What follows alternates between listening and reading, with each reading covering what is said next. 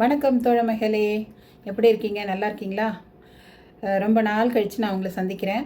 ரொம்ப நாள் கழித்து வீடியோ போடுறேன். இப்போ நான் போட்டிருக்கிற வீடியோ ரொம்ப சூப்பராக இருக்கும். ரொம்ப விறுவிறுப்பாக நிறைய ட்விஸ்ட்டு, நல்ல ஒரு பிரபல எழுத்தாளருடைய கதை தான் இது. யார் எழுதுனது, ஆசிரியர் யார், கதையுடைய பெயர் என்ன அப்படின்றதெல்லாம் நான் டிஸ்கிரிப்ஷனில் கொடுக்குறேன். இந்த காப்பிரைட் பிரச்சனை வந்ததுனால நிறைய கேர்ஃபுல்லாக போட வேண்டியதாக இருக்குது. பொறுத்துக்கொள்ளவும். வாங்க கதைக்குள்ளே போவோம். உங்கள் காதுகளுக்கு இனிமையான கதைகளை கொண்டு வரும் மகிழ் தமிழ் கதைகள். வாருங்கள் கதைப்போம். அத்தியாயம் 1. 1978 புதுதில்லி. அந்த காளை மாடு 4 கால் பாய்ச்சலாக அவரை நோக்கி ஓடி வந்து கொண்டிருந்தது. திறந்த வாய் மூடாமல் திகிலுடன் உறைந்து போய் நின்று கொண்டிருந்தார் திவான் சதுர்வேதி பண்டிட். அபயக்குரல் எழுப்பத்தான் அவர் அவ்வாறு வாய் திறந்தார். ஆனாலும் வெளிவந்தது என்னவோ காற்றுத்தான். தன்கதி அதோகதிதான் என்று அவர் முடிவே கட்டிவிட்ட நிலையில் அந்த அதிசயம் நிகழ்ந்தது. ஓடி வந்த மாடு சதுர்வேதியின் காலடியில் பணிவாக உட்கார்ந்தது. அப்போதுதான் அந்த மாட்டின் கழுத்தில் கட்டப்பட்டிருந்த மணியை அவர் கவனித்தார். அதன் முதுகில் ஒரு சிவப்பு துணி போர்த்தப்பட்டிருந்தது. அதில் தங்க நிற சிவலிங்கம் காணப்பட்டது. சதுர்வேதி ஆச்சரியத்துடன் அந்த காளையை பார்க்க அது அமைதியாக எழுந்து நடக்க ஆரம்பித்தது. தன்னையும் அறியாமல் அவரும் அதை பின்தொடர ஆரம்பித்தார். அதன் மணியோசை இவரை வா வா என்று அழைப்பதை போல் உணர்ந்தார். அந்த மாடு இப்போது ஒரு இருண்ட குகைக்குள் நுழைய இவரும் அதை பின்தொடர்ந்தார். அந்த குகை போக போக குறுகிக்கொண்டே போனது. முடிவில் ஒரு சிறு துவாரம். இதனை எப்படி கடக்கப் போகிறோம் என்று அவர் குழப்பத்துடன் பார்க்க, படார் என்ற சத்தம்.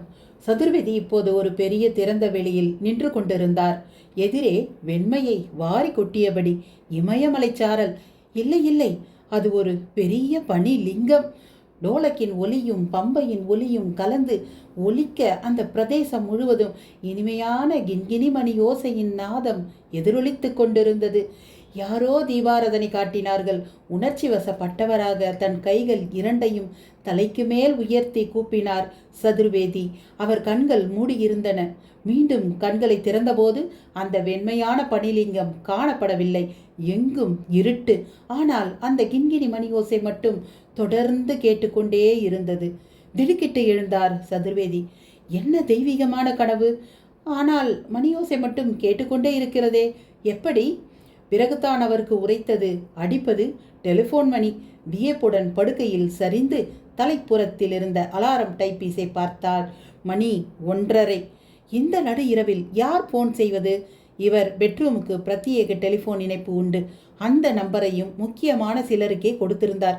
எடுக்கலாமா வேண்டாமா என்பது போல டெலிஃபோனை வெறித்து பார்த்தவர் பிறகு மெதுவாக ரிசீவரை எடுத்தார்.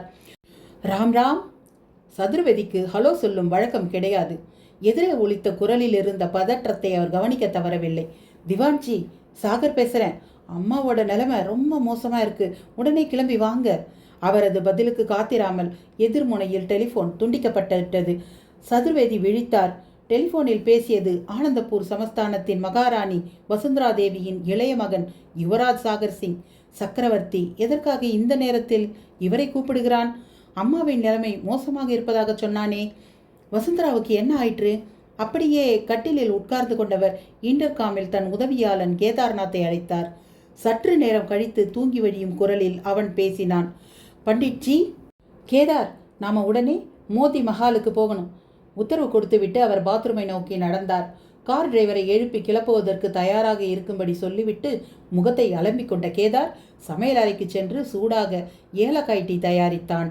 அதை வெள்ளி கூஜா ஒன்றில் ஊற்றியவன் வெள்ளி டம்ளர் ஒன்றையும் எடுத்துக்கொண்டு வாசலுக்கு விரைந்தான். அதற்குள் சதுர்வேதியும் கீழே வந்து கொண்டிருந்தார். பஞ்சகச்சம், ஷெர்வானி, அதன் மேல் பரவி கிடக்கும் சால்வை, தந்தத்தினால் ஆன வாக்கிங் ஸ்டிக், நெற்றியில் ஜவ்வாது போட்டு சதுர்வேதியின் மாமூல் அலங்காரம் இது. முன்பெல்லாம் டர்பன் அவர் தலையை அலங்கரித்து கொண்டிருக்கும். இப்போது காலத்திற்கேற்ப ஒரு காந்தி குள்ளாய் மட்டுமே. போர்டிகோவில் தயாராக நின்று கொண்டிருந்த அந்த வெள்ளை அம்பாசிடரில் அவசரமாக தன்னை நுழைத்து கொண்டார். அவர் ஏறிக்கொள்ளும் வரை காத்திருந்த கேதார் தான் காரின் பின்சீட்டில் தொற்றிக்கொண்டான். சதுர்வேதி எதுவுமே பேசவில்லை. கேதார் நீட்டிய ஏலக்காய் டீயை யோசனையுடன் வாங்கி உறிஞ்சினார். மோதி மகாலில் என்ன நடந்திருக்கும்? மோதி மகால் அனந்தபூர் ராஜவம்சத்தின் புதுதில்லி அரண்மனை விடுதலைக்கு முன் இந்தியாவை ஆண்ட ஒரு வைஸ்ராய் குடியிருந்த இடம். ராஜவம்சத்தினர் தில்லி வந்தால் தங்க இடம் வேண்டுமென்று அதை வாங்கி அரண்மனையாக மாற்றி மோதி மகால் என்று பெயரும் வைக்கப்பட்டிருந்தது. ஆனந்தபூரில் உள்ள அவர்கள் அரண்மனை சுந்தர மகால் அளவு பிரம்மாண்டமானதாக இல்லாவிட்டாலும் விஸ்தாரமாகத்தான் இருந்தது. தில்லி அரண்மனை. ஆனந்தபூர் சமஸ்தானம் பெரியது. எத்தனையோ சமஸ்தானங்களை அடக்கி தங்கள் காலடியில் கதறி கொண்டு விழச் செய்த பிரிட்டிஷ்காரர்களுக்கு இந்த சமஸ்தானத்தின் மீது மட்டும் என்ன காதல் என்று தெரியவில்லை. இப்போது மகாராணியாக இருக்கும் வசுந்தரா தேவியின் தாத்தா மோதி சிங் சக்கரவர்த்தி வெள்ளைக்காரர்களின் பிரியமான தோழர்.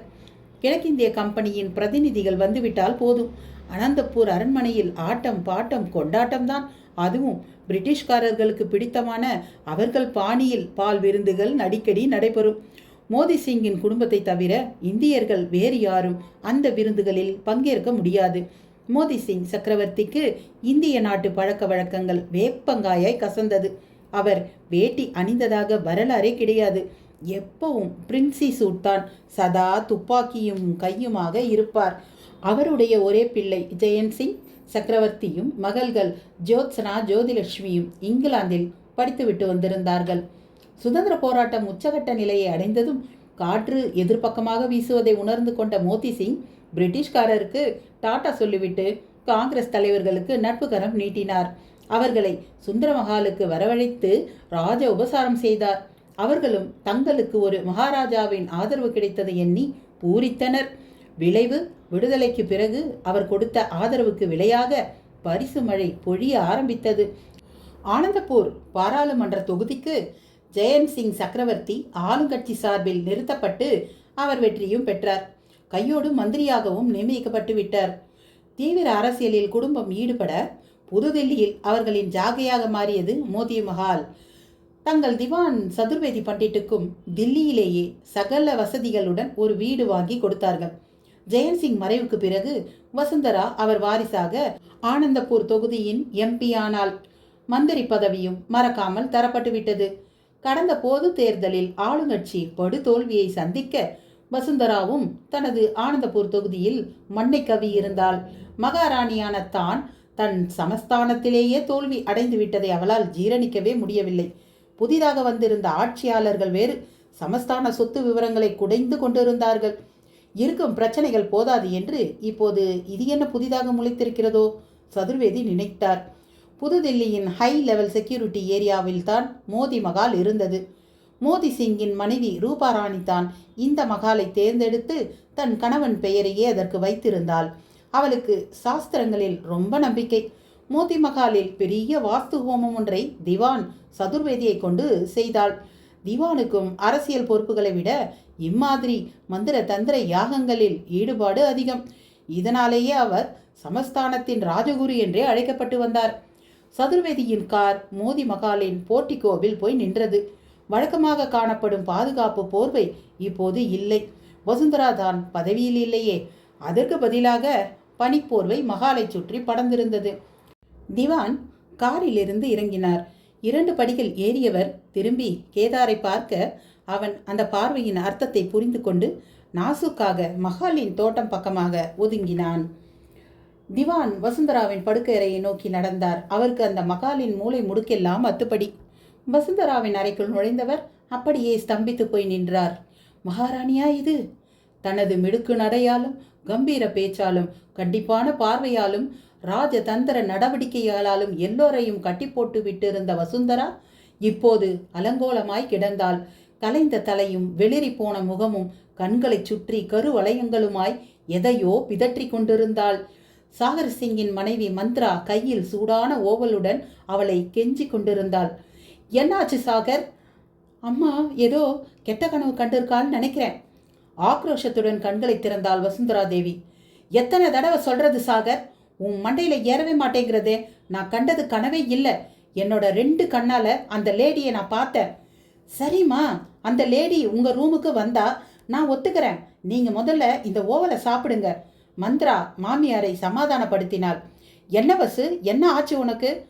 3 தலைமுறையாக அந்த குடும்பத்தின் விசுவாச ஊழியனாக இருக்கும் உரிமையில் திவான் அவளை ஒருமையில் அழைத்தபடி சோஃபாவில் அமர்ந்தார். வசுந்தரா மௌனம் சாதித்தாள். சாகர் தான் நடந்ததை விவரித்தான். திவான்ஜி, அம்மா தூங்க போற வரையில நல்லா தான் இருந்தா. இன்ஃபேக்ட் ரஞ்சன் அண்ணா பிராங்க்பர்ட்ல இருந்து 11 மணிக்கு ஃபோன் பண்ணான். அப்ப கூட எப்ப இந்தியா வரப்போறேன்னு சிரிச்சு பேசிட்டு இருந்தா. அப்புறமா தான் தூங்க போனா. 12 மணி சுமாருக்கு திடீர்னு அலறிக்கிட்டு ரூமா ஓட ஆரம்பிச்சா. யாரோ தான் ரூமுக்கு வந்ததா சொல்றா. வெறும் கனவு தான், நிம்மதியா தூங்குனா கேட்க மாட்டேங்கிறா. சாகர் சொன்னதும் வசுந்தரா ஆவேசத்துடன் எகிர மந்த்ரா கையில் இருந்த ஓவல் கப் பறந்து சென்று கீழே விழுந்து நொறுங்கியது. அதற்கு மேல் அவள் கோபத்தை எதிர்கொள்ள பயந்து நைஸாக அவள் நழுவினாள். இடியட், திருப்பி திருப்பி கனவு கனவுன்னு சொல்லி திவான்ஜி முன்னை என்னை அவமானப்படுத்துறியே. வசுந்தராவின் முகத்தில் ஆத்திரம் கொப்பளித்தது. வெறுப்புடன் அவனை பார்த்தாள். சரி சரி. திவான் சாகரின் தோளை தட்டி அவனை பேசாமல் இருக்கும்படி சமிக்ஞை காட்டினார். நல்ல வேளையாக அந்த சமயம் சுவாமி சுக்ரானந்தா உள்ளே நுழைந்தார். சுக்ரானந்தா 27 வயதான பாலயோகி. வேடிக்கை என்னவென்றால், யோகியாக மாறுவதற்கு முன்னால் இவர் பெயர் சஜ்ஜன். சஜ்ஜன் சாகர் சிங்கின் உயிர் நண்பன். இருவரும் அமெரிக்காவின் டெக்சாஸ் யூனிவர்சிட்டியில் ஏரோஸ்பேஸ் இன்ஜினியரிங் ஒன்றாக படித்து மாஸ்டர் டிகிரி வாங்கியவர்கள். தொடர்ந்து இருவரும் மெக்கானிக்கல் இன்ஜினியரிங் சேர்ந்தார்கள். ஏதோ வேலையாக சஜ்ஜன் இந்தியா வந்தவன் திடீரென்று காணாமல் போனான். சாகர் மட்டும் தொடர்ந்து அமெரிக்காவில் படித்தான். படிப்பு முடிந்து இந்தியா வந்த சாகர் தன் உயிர் நண்பன் சஜ்ஜனை சல்லடை போட்டு தேடினான். அவனை பற்றி ஒரு தகவலும் இல்லை. திடீரென்று ஒரு நாள் மோத்தி மகாலுக்கு சாகரை தேடி ஒரு யோகி வந்தார். அந்த யோகி தான் தன் உயிர் நண்பன் சஜ்ஜன் என்று தெரிந்து கொண்டபோது அவனுக்கு பயங்கர ஷாக். ஆனால் அதற்கு பிறகு அவனை விட்டுவிட மனம் வரவில்லை. நட்பை புதுப்பித்து கொண்டான். சுக்ரானந்த சுவாமியாக மாறியிருந்த சஜ்ஜனுக்கு ஒரு ஆசிரமம் அமைத்து கொடுத்து தனது குடும்பத்துக்கு யோகா சொல்லி கொடுக்கும்படி வேண்டினான். இப்போது வசுந்தரா சாமியின் முக்கியமான சிஷ்யை. தன் தாயின் டென்ஷனை குறைக்க திவானுக்கு போன் செய்த கையோடு சுவாமி சுக்ரானந்தாவையும் வரவழைத்திருந்தான் சாகர். சுவாமியின் வருகை வசுந்தராவுக்கு தெம்பை கொடுத்தது. என்ன வசுஜி, மனச ஏன் இப்படி அலப்பாய விடுறீங்க? புன்னகையோடு கேட்ட சுவாமி திவானை பார்த்து ஒரு நமஸ்தேயை உதிர்த்தார். எனக்கு என்ன ஆச்சுன்னே தெரியல Swamiji. I know my behaviour is childish. எதையாவது செய்து என் குழப்பத்தை தீர்த்து வைங்களேன் என்ற கெஞ்சல் அவள் குரலில் தொனித்தது. சுவாமி திவான் பக்கத்தில் இருந்த இன்னொரு சேரில் அமர்ந்தார். குட்டையான திவான்ஜியும் நெட்டையான சுவாமிஜியும் எல்லாவற்றிலுமே இரு துருவங்கள். முன்னவர் இரட்டை நாடியான சரீரம் கொண்டவர், பின்னவர் ஒட்டடை குச்சியை போன்ற உடல்வாகு கொண்டவர். திவானுக்கு கட்டையான குரல், சுவாமிக்கோ பெண்மை கலந்த மயக்கும் குரல். முன்னவர் வைதீகமானவர், பின்னவரோ யோகாபியாசம் தவிர வேறு அனுஷ்டானங்கள் தேவையில்லை என்று நினைப்பவர். தேவதைகளை உபாசித்து அவர்களை மகிழ்ப்பதை விட குண்டலினி சக்தி மூலம் பரபிரம்மத்தை அடையலாம் என்று நம்புகிறவர். திவான் தாடி மீசை எல்லாவற்றையும் அழித்துவிட்டு பளிச்சென்று தக்காளி பழம் போல சிவப்பாக இருப்பார். காதுகளில் மட்டும் மலை குகையிலிருந்து வெளிப்பட்டு விழும் நீர்வீழ்ச்சியைப் போல வெள்ளி முடிக்கற்றை கீழ்நோக்கி வளர்ந்திருக்கும். ஆனால் சுவாமி நீண்ட ஜடாமுடி வைத்திருப்பவர். இளம் கருப்பு நிறத்தில் அவர் மார்பு வரை நீண்டு கொண்டிருக்கும் தாடி. அவர் போர்த்தி இருந்த வெள்ளை சாட்டின் துணி மீது இப்படியும் அப்படியும் காற்றில் அலையும் போது பார்க்கடலில் வாசுகி பாம்பு ஊர்ந்து செல்வது போல இருக்கும். திவான் 60 கடந்து விட்டவர். சுவாமி இன்னும் 30 எட்டி பிடிக்காதவர். மொத்தத்தில் ஒரு பூசணிக்காயும் முருங்கைக்காயும் அருகருகே வைத்திருப்பது போல இருந்தது. அவர்கள் இருவரும் ஒன்றாக உட்கார்ந்திருந்தது. துருவங்கள் தான் வேறு, ஆனால் இருவருமே வசுந்தராவிற்கு 2 கண்கள். போட்டி போட்டுக்கொண்டு அவள் குடும்பத்தின் மீது விசுவாசத்தை பொழிந்தனர். வசுந்தரா தான் மீண்டும் மௌனத்தை கலைத்தாள். ரஞ்சன் கிட்ட போன் பேசிட்டு என் பெட்ரூமுக்கு போனேன். அப்புறம் நடந்ததை சொல்ல விருப்பமில்லாதவள் போல கண்களை மூடி ஒரு சிறு இடைவெளி விட்டாள். ரஞ்சன் சிங் சக்கரவர்த்தி தான் ஆனந்தப்பூர் சமஸ்தானத்தின் வருங்கால ராஜா. ஆனால் அவனுக்கு அதில் எல்லாம் அவ்வளவு நாட்டம் கிடையாது. பிராங்க்பர்ட்டில் தன் குடும்பத்துடன் வசிக்கிறான். வசுந்தரா மீண்டும் தொடரும் வரை சுவாமியும் திவானும் ஒன்றும் பேசவில்லை.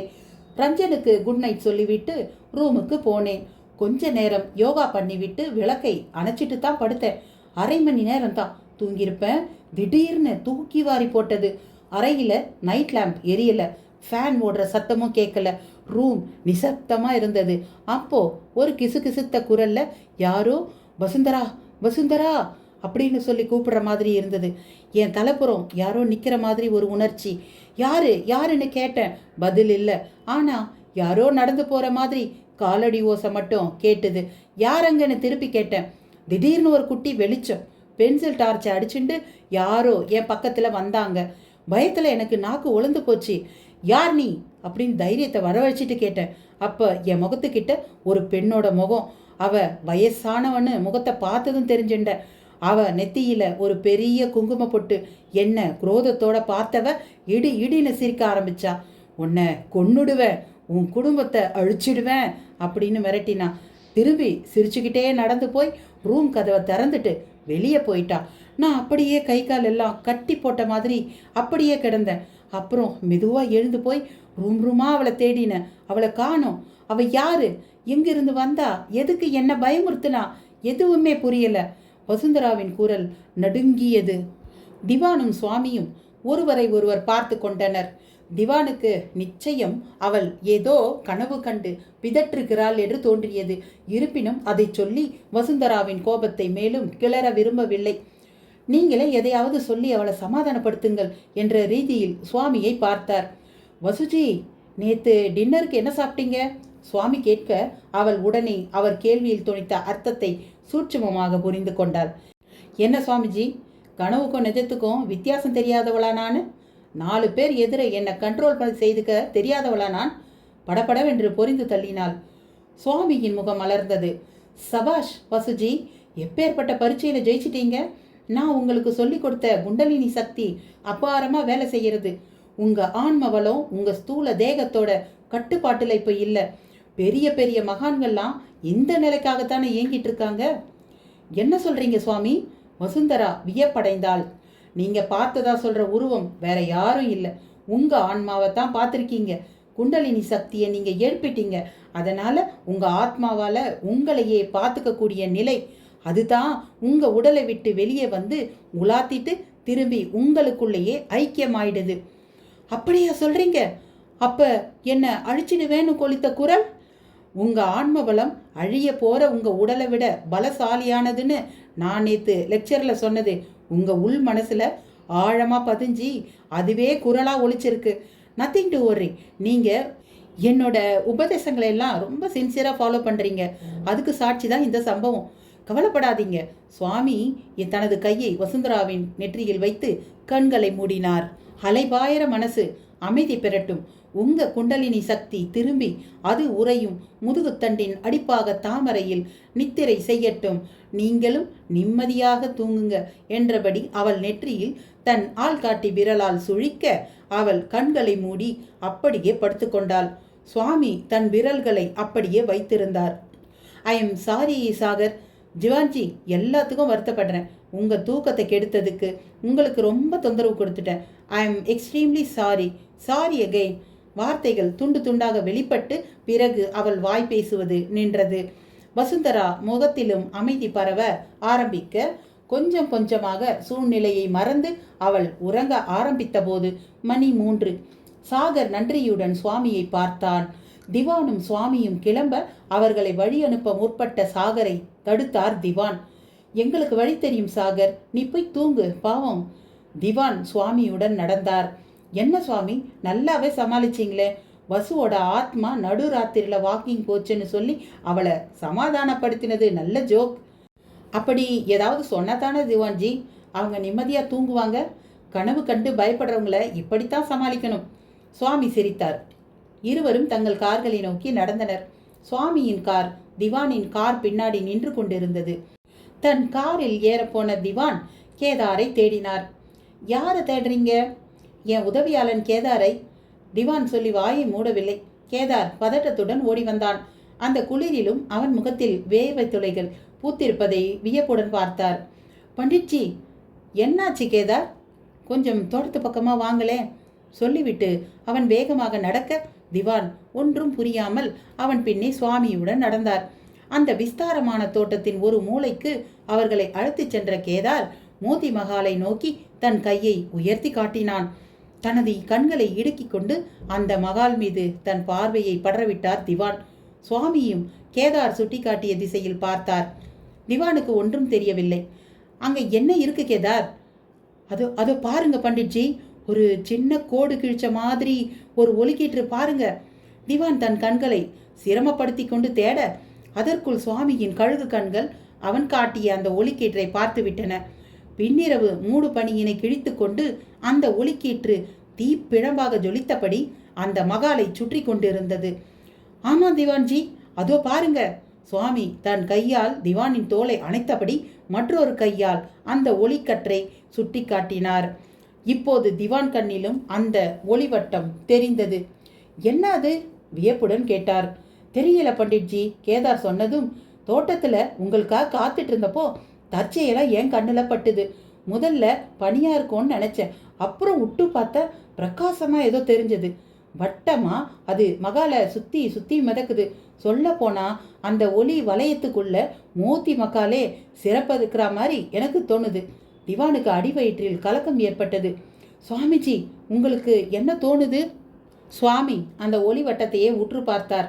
திவானின் கேள்வி அவர் செவிகளில் விழுந்ததாகவே தெரியவில்லை. அந்த ஒளி வளையத்தை கவனித்தபடி தனக்குள் முணுமுணுத்தார். ஒருவேளை வசுஜி சற்று முன்னாடி சொன்ன குங்கும பொட்டு பெண்ணுக்கும் இந்த ஒளி வளையத்துக்கும் ஏதாவது தொடர்பு இருக்குமோ? மூடு பனி கடுமையாக தாக்கி கொண்டிருப்பதை பொருட்படுத்தாமல் அவர்கள் திகைப்புடன் அந்த ஒளிவட்டத்தை பார்த்து கொண்டிருந்த அதே சமயம் அவர்கள் நிம்மதியாக தூங்கிவிட்டதாக நினைத்த வசுந்தரா போனில் யாரிடமோ அழுது கொண்டிருந்தாள். நான் அவளை பார்த்தேன். வசுந்தரா கேவி கேவி அழ ஆரம்பித்தாள். அத்தியாயம் 2. 1948. ரஸ்கம், காஷ்மீர். காஷ்மீர் மாகாணத்தின் ஹீன்சா கில்ஜித் பகுதியைச் சார்ந்த அந்த மலைத்தொடரின் சரிவு ஒன்றில் பதுங்கி இருந்தது ரஸ்கம் கிராமம். மலைச்சரிவில் ஊசலாடி கொண்டிருந்த அந்த ரஸ்கம் கிராமத்தின் பண்டிதர்களுக்கு மேலே உச்சியில் இருந்த குச்சேஸ்வரி கோவிலும் மலை அடிவாரத்தை வருடி செல்லும் குஜமுகி ஆறும் தான் பொழுதுபோக்கு. அந்த கிராமத்திலிருந்து உச்சி கோவிலுக்கு செல்லும் பாதை நெடுகிலும் செர்ரி மரங்கள் பரவலாக காணப்பட்டன. அந்த மரங்களின் ஊடே இடப்பக்கமாக ஒரு பாதை பிரிந்து செல்லும். அந்த பாதை வழியே நடந்தால் நிம்பார்கவ் பண்டிட்டின் வீடு வந்துவிடும். அதை வீடு என்று சொல்வதை விட ஆசிரமம் என்றே சொல்லலாம். காரணம், வீட்டின் பின்புறமாக முனிவர்களின் பர்ணசாலை போன்ற குடில் ஒன்று காணப்பட்டது. சதா சர்வ காலமும் நிம்பர்கவ் அந்த குடிலில் தான் அக்னி கோத்திரம் செய்து கொண்டிருப்பார். அவரது ஓம குண்டத்தில் அக்னி நடனமாடிக்கொண்டே இருக்கும். ஹோமம் செய்யாத நேரங்களில் நிம்பார்கவ் ஏதாவது சுவடிகளை படித்து கொண்டே இருப்பார். ஜோஷியத்தில் அபார திறமை உள்ளவர். வேதங்களையும் உபனிஷத்துகளையும் கரைத்து குடித்திருந்தார். இப்போது அர்த்த ஜாமம் கழிந்து விட்ட பின்னரும் கூட லாந்தர் விளக்கின் வெளிச்சத்தில் ஏதோ சுவடிகளை ஆராய்ந்து கொண்டிருந்தார். கவலை ரேகைகள் அவர் முகமெங்கும் காணப்பட்டது. குடிலுக்கு முன்பிருந்த பிரதான வீட்டிலிருந்து வெளியே வந்த ஸ்ரத்தா அந்த குடிலை நோக்கி நடந்தாள். இப்போது தான் 16 வயதில் அடியெடுத்து வைத்திருந்தாள். காஷ்மீர் ஆப்பிள் ஒன்றை எடுத்து ஸ்ட்ராபெரிகளை 2 கண்களாக பதித்து செர்ரி பழங்களை உதடுகளாக அமைத்தால் எப்படி இருக்குமோ அப்படி இருந்தால். அழகான பெண்களை சிரமப்படுத்தக்கூடாது என்று அவர்கள் தலையில் அறிவு என்கிற பாரத்தை வைக்காமல் அனுப்புவானாம் பிரம்மா. ஆனால் ஸ்ரத்தாவோ அவள் அப்பா நிம்பர்காவின் மொத்த ஞானமும் திரண்டு பெண்ணாக உருமாறியது போல இருந்தாள்.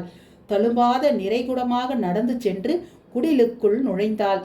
காலடி ஓசை கேட்டு சுவடிகளில் ஆழ்ந்திருந்த நிம்பார்கவ் தலையை உயர்த்தினார். கையில் சூடான டீயுடன் ஸ்ரத்தா நிற்பதை கண்டு நெகிழ்ந்து போனார். தன் தூக்கத்தில் கெடுத்துக்கொண்டு இவருக்காக டீ போட்டு எடுத்து வந்திருந்தாள் அவள்.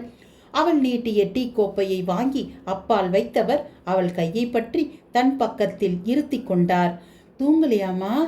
எப்படிப்பா தூக்கம் வரும்? முக்தா அக்கா தூக்கம் வராம உட்கார்ந்துருக்கா. அவளுக்கும் உங்களுக்கும் டீ போட்டு எடுத்துட்டு வந்தேன். ஏன்பா இப்படி தூங்காம உடம்ப கெடுத்துக்கிறீங்க? என்னவோமா, முக்தாவுக்கு நல்லபடியா பிரசவம் ஆகணுமேனு கவலையா இருக்கு. நிம்பார்கவ் பெருமூச்சு விட்டார். தாயில்லாத பெண்கள் முக்தாவும் ஸ்ரத்தாவும். முக்தாவுக்கு அப்பா மீது கொள்ளை பிரியம். அவரை விட்டு பிரிந்து செல்ல மறுத்து விட்டதால் ரஸ்கம் கிராமத்திலேயே ஒரு ஏழை பையனை பார்த்து அவளுக்கு போன வருடம்தான் கல்யாணம் செய்து வைத்திருந்தார். அவள் கணவன் பொப்ளு ஒரு உதவாக்கரை. வேலை தேடிக்கொள்வதில் அக்கறை இருக்கிறதோ இல்லையோ, அப்பாவாக வேண்டுமென்ற அவசரம் அதிகமாக இருந்தது. அதன் பலன் இதோ நிறை மாத கர்ப்பிணியாக முக்தா தூக்கத்தை தொலைத்துவிட்டு தவித்தபடி உட்கார்ந்திருக்கிறாள். பாவம் ஸ்ரத்தா இந்த சின்ன வயதில் சமையல் பொறுப்போடு முக்தாவின் பிரசவ பொறுப்பையும் ஏற்க வேண்டிய நிர்பந்தம் அவளுக்கு. என்ன சுகம் பாவம். அப்பா அக்காவுக்கு என்ன குழந்தை பிறக்கும்? ஆவலுடன் கேட்ட ஸ்ரத்தாவை எச்சரிக்கையுடன் பார்த்தார் அவர். சொல்லலாமா வேண்டாமா என்கிற பாவனையில் லாந்தர் விளக்கையே சிறிது நேரம் பார்த்தார். எதை சொல்லுவார்? முக்தாவின் ஜாதகத்தில் மரண ரேகை ஓடுகிறதே, அதை சொல்லுவதா? இல்லை அந்த ரஸ்கம் கிராமத்தில் இரத்த ஆறு ஓடப் போகிறதே, அதை சொல்லுவதா? பண்டிதர்களாகிய தங்களின் எதிர்காலம் சூன்யமாகிவிட்டதை சொல்லுவதா? எதை சொல்லுவது? சரி, சொல்லாமல் இருப்பதனால் மட்டும் என்ன ஆகப் போகிறது? நெருப்பு கோழி எதிரிகளை பார்த்தவுடன் பூமிக்கு தலையை புதைத்து கொண்டு தனக்கு ஆபத்து நீங்கிவிட்டதாக நினைப்பது போல, நாம் கஷ்டங்களை மறைத்துவிட்டு எதுவுமே நடக்கவில்லை என்பது போல முகத்தை செயற்கை புன்னகையால் மறைத்து கொள்வதால் என்ன பிரயோஜனம்? குழந்தைகளுக்கு விலாவரியாக நடக்க போகும் பயங்கரங்களை பற்றி சொல்லி அவர்களை இப்போதே தயார் செய்துவிட்டால், அந்த ஒரு கணத்தில் எல்லாவற்றையும் ஸ்ரத்தாவிடம் சொல்லிவிட தீர்மானித்தார் நிம்பார்கவ். ஸ்ரத்தா, நான் உங்ககிட்ட சில விஷயங்களை சொல்ல போறேன். அது முக்தா காதல விடக்கூடாது. அவ பயந்த சுபாவம் உள்ளவ, கர்ப்பிணி வேற, தாங்க மாட்டா. அப்பாவின் பீடிகை அவளை அச்சப்படுத்தியது. என்னப்பா? பரிதாபத்துடன் அவளை பார்த்தார். முக்தாவுக்கு நேரம் சரியில்லைம்மா. அவ குழந்தை பிணமாத்தான் வெளியே வரப்போறது. அப்பா! நடுக்கத்துடன் அவர் கரத்தை பற்றினாள் ஸ்ரத்தா. இதை கேட்கறதுக்காகவா அவளை நான் இவ்வளவு ஜாக்கிரதையா பார்த்துட்டேன்? எவ்வளவு சுலபமா சொல்லிட்டீங்க. என்னென்னவோ ஹோமம் பண்ணுவீங்களே, தன்வந்திரி மிருத்துஞ்சயம்னு, அதை செஞ்சு ஒரு குழந்தைய காப்பாத்துறதா உங்களுக்கு பெரிய விஷயம்? தலைவிதின்னு ஒன்று இருக்குமா? யாகம் பண்ணி உயிரை காப்பாற்ற முடியும்னா நான் இந்நேரம் 2 யாகங்களை பண்ணியிருப்பேனே. அவர் குரல் தழுதழுத்தது. அவளுக்கு ஏதோ புரிவது போல இருந்தது. அப்பாவை முறைத்து பார்த்தாள். முக்தா தன் கடைசி கொஞ்ச நாட்களை நிம்மதியாக கழிக்கணும் ஸ்ரத்தா. அதனால அவர் தன் கையில் இருந்த சுவடிகளை வேதனையுடன் பார்த்தார். அப்பா, இது என்ன சுவடிகள்? முக்தாவோட ஜாதகமா? இல்லைம்மா, இது நம்ம காஷ்மீரோட ஜாதகம். இதில் சொல்லப்பட்டிருக்க விஷயங்கள் பயங்கரமாக இருக்கம்மா. அப்பா, உங்கள் பேச்சு எனக்கு பயத்தை உண்டு பண்ணுது. என்னம்மா பண்ணுறது? உங்ககிட்ட இந்த விஷயங்களை நான் பேசக்கூடாது தான். ஆனால் வேற வழி இல்லையே. நிலைமை விபரீதமாக போயின்னு இருக்கு. முக்தா நிலைமையாப்பா? இல்லைம்மா, நம்ம காஷ்மீரத்தோட நிலைமை. முக்தாவோட குழந்தை பிணமாக வெளியே வரப்போகிறதுன்னு சொன்னதுக்கே நீ இடிஞ்சு போயிட்ட. நாமெல்லாம் நம்ம காஷ்மீர் தாயோட கர்ப்பப்பையிலிருந்து நடப்பணமாக வெளியேற போகிறோமே, அதுக்கு என்ன சொல்லுவியோ? ஸ்ரத்தா வாயெடுத்து போனாள். நினைவு தெரிந்த நாளிலிருந்து அவள் உற்சாகமாக துள்ளி திரிந்து கொண்டிருக்கும் அவளுடைய அருமை ராஸ்தகத்தை விட்டு வெளியேறப் போகிறார்களாமே. குச்சேஸ்வரியின் அருள் பொங்கும் முகத்தை இனிமேல் பார்க்க முடியாதா? குஜமுகியின் குளிர்ந்த நீரில் குளிக்க முடியாதா? ஸ்ரத்தாவுக்கு கண்கள் கனத்தன. நிம்பார்கவை கண்ணீருடன் பார்த்தாள். ஸ்ரத்தா, பண்டிதர்களுக்கு கஷ்டகாலம் ஆரம்பமாகிடுத்துமா. ரொம்ப சீக்கிரத்திலேயே எதிரிகள் இந்த பகுதிகளை பிடித்து விடுவார்கள். நம்மோட உயிர் உடைமைக்கு எதுக்குமே பாதுகாப்பில்லை. அதுக்கு தான் சொல்கிறேன், முக்தாவை அழைச்சிண்டு நீ உடனேயே ரஸ்கத்தை விட்டு கிளம்பிடுமா. நாங்கள் மட்டும் எங்கப்பா போகிறது? ஆனது ஆகட்டும்னு நம்ம எல்லாரும் இங்கே இருந்துடலாமே. இங்கேயும் இருக்கிறதாவது. நல்லா சொன்னப்போ, உன்ன மாதிரி அழகான பொண்ணுங்க கண்ணில் பட்டா போதும், எதிரிகள் பாடு கொண்டாட்டம்தான். அதனால தான் சொல்கிறேன், நீ முக்தா இன்னும் ஊர் பொண்ணுங்க எல்லாருமே நாளைக்கு கூட கிளம்ப வேண்டியிருக்கோம். அப்போ நீங்கள்? என்னோட முதுமைதாம்மா எனக்கு கேடையும். இந்த கிழவனை அவங்க ஒன்றும் செய்ய மாட்டாங்க. குஜேஸ்வரியை பார்த்துக்க நான் தங்கி தான் ஆகணும். நம்ம நாட்டுக்கு ஏன்பா இந்த கதி? ஸ்ரத்தா கண்ணீர் விட்டாள். இது சிவன் சித்தம். சிவன் சித்தமா? ஆமாம். இந்த சுவடிகள் எனக்கு எப்படி கிடைச்சது தெரியுமா ஸ்ரத்தா? தெரியாது என்ற பாவனையில் அவள் தலையசைத்தாள். நம்ம குஜேஸ்வரி கோவில் கர்ப்பகிரகத்தில் தேவி சில பீடத்துக்கு அடியில் இந்த சுவடிகள் இருந்தது. ஒரு நாள் குஜேஸ்வரிக்கு அபிஷேகம் செய்த கையோட அவ பீடத்துக்கு கீழே சுத்தம் செய்யறதுக்காக கொஞ்சம் சிலையா அகத்தின. கீழே ஒரு சின்ன குழி, அதுக்குள்ள ஒரு பெட்டியில இந்த சுவடிகள் இருந்தன. இதுல சொல்லப்பட்டிருக்கிற விஷயங்கள் ஆச்சரியத்தை கொடுக்குதம்மா. ஸ்ரத்தா கண்களை தன் துப்பட்டாவில் துடைத்தபடி அவள் சொல்வதை கேட்டாள். இதை யாரோ ஒரு முனிவர் அந்த காலத்துல எழுதியிருக்காரு. இந்த குஜேஸ்வரி கோவில் வரலாற்றை பத்தியும் காஷ்மீரோட எதிர்காலத்தை பத்தியும் இதுல குறிப்பிடப்பட்டிருக்கு. அப்படியாப்பா? ஆமாம்மா, இந்த குஜேஸ்வரியோட அவதார மகிமையை பத்தியும் சொல்லப்பட்டிருக்கு. ஒரு தடவை பார்வதி தேவி தன் தோழிகளோட சிவபெருமான் கிட்ட போனாலாம். தாங்க விளையாடுறதுக்கு ஒரு நந்தவனம் அமைச்சு தரும்படி சிவனிடம் பார்வதி கேட்டாள். அவரும் தன் கேசத்திலிருந்து ஒரு முடியை எடுத்து ஊதினார். அது கைலாயத்திலிருந்து பறந்து வந்து இமயமலை அடிவாரத்துல விழுந்தது. அது விழுந்த இடத்துல அழகான நந்தவனம் ஒன்று உருவாச்சாம். அதுதான் இன்றைய காஷ்மீர். சிவபெருமானோட கேசத்திலிருந்து உருவானதுனால காஷ்மீரம்னு இதற்கு பெயர் வந்துச்சு. அந்த நந்தவனத்தோட அழகுல ரொம்பவே மயங்கி போயிட்ட பார்வதிக்கு திரும்பி கைலாயம் போறதுக்கே இஷ்டமில்லையா. தோழிகள் எவ்வளவு சொல்லியும் வர்ற மறுத்துட்டா. விஷயம் தெரிஞ்ச சிவபெருமான் கோபம் கொண்டுட்டார். அந்த நந்தவனம் இருந்தால்தானே பார்வதியால அங்க இருக்க முடியும். இப்பவே அதை அழிச்சிடுறேன்னு சொல்லி காலாகினியை உருவாக்கி ஏவி விட்டார். அந்த காலாகினியும் காஷ்மீரை அழிக்க வந்ததாம். சிவன் காலாக்னியை ஏவி தனக்கு பிரியமான நந்தவனத்தை அழிக்க போறத தெரிஞ்சிட்ட பார்வதி தன் சக்தியால ஒரு ஸ்ரீ மேரு சக்கரத்தை உருவாக்கி அது மேல நின்னுக்கிட்டா. அந்த சக்கரத்தோட சக்தி காஷ்மீரை காலாக்னியோட கோப ஜுவாலிலிருந்து காப்பாத்திடுச்சு. அந்த ஸ்ரீ சக்கரம் இருக்கிற வரையில காஷ்மீரத்தை எந்த ஆபத்தும் நெருங்காதுன்னு சொன்ன பார்வதி இங்கேயே குச்சேஸ்வரி தேவியா கோவில் கொண்டுட்டா. நிம்பார்க்கவ் தன் கதையை சற்று நேரம் நிறுத்த ஸ்ரத்தா அவரை பிரமிப்புடன் பார்த்து கொண்டிருந்தாள். ஸ்ரீ சக்கரம் காஷ்மீரை காப்பாத்திடுத்துமா. அதுக்கப்புறம் காஷ்மீர் உலகத்திலேயே ஒரு உன்னதமான இடமா ஆகிப்போச்சு. வேத உபனிஷத்துகளோட விளைவு நிலமா இது. இதுல உருவாகாத விஷயங்களே இல்லை. ஆதிசங்கரர் இங்கே வந்து தான் இதோ இந்த குச்சேஸ்வரி கோவில்ல தான் தவம் இருந்தார். ராமானுஜர் இங்க வந்து பிரம்மசூத்திரம் கத்துண்டு அதற்கு பாஷ்யம் எழுதினார். கலைகளும் இங்கே தாமா பிறந்தது. பரத முனிவர் இங்கேருந்து பரதநாட்டியத்தை மற்ற பகுதிகளுக்கு எடுத்துட்டு போனார். அப்படிப்பட்ட புண்ணிய பூமி இனிமே நிம்பார்க்கவின் குரல் கமறியது.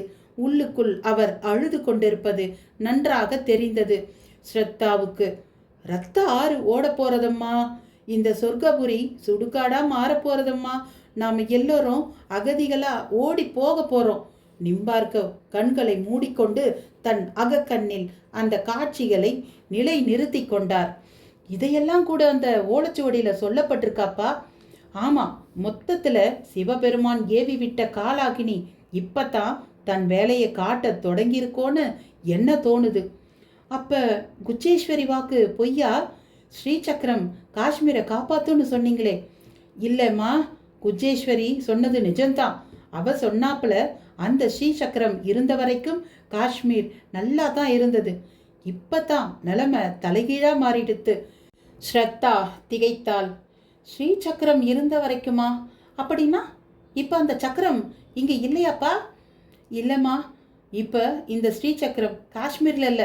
நம்ம குஜேஸ்வரி பீடத்துக்கு கீழே இருந்த அந்த சக்கரத்தை 1200 வருஷத்துக்கு முன்னாடி இங்கே இருந்து தெற்க எடுத்துட்டு போயிட்டார் ஆதிசங்கரர். எதுக்குப்பா? நம்ம குஜேஸ்வரியோட ஸ்ரீசக்கரத்தை அவர் எதுக்கு எடுத்துட்டு போகணும்? உலக நன்மைக்குத்தாமா. அந்த ஸ்ரீசக்கரத்தை தெற்க ஏதோ ஒரு கோவில்ல ஸ்தாபனம் பண்ணிட்டாராம் ஆதிசங்கரர்னு இந்த ஓலைச்சுவடிகள் சொல்றது. ஸ்ரத்தா ஆவலுடன் தந்தையை பார்த்தாள். எந்த கோவில்லப்பா அவர் ஸ்ரீசக்கரத்தை பிரதிஷ்டை பண்ணினார்?